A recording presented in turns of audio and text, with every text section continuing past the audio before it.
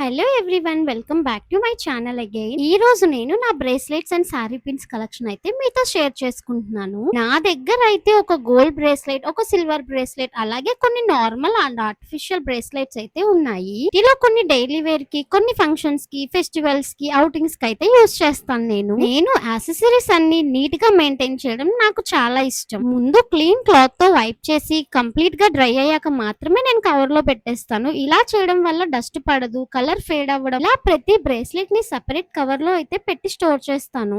And time కూడా save అవుతుంది అనమాట. ఇప్పుడు నా శారీ పిన్స్ కలెక్షన్ గురించి అయితే చెప్తాను. శారీ పిన్స్ చిన్నవి కాబట్టి ఈజీగా మిస్ అవుతుంటాయి.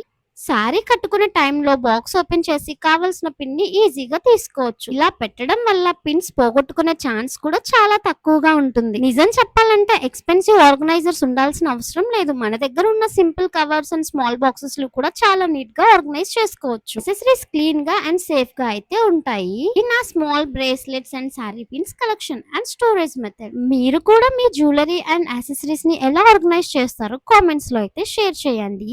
And thank you so much for watching this video. If you like this, don't forget to like, share and subscribe. See you in the next video. Bye guys. Thanks for watching.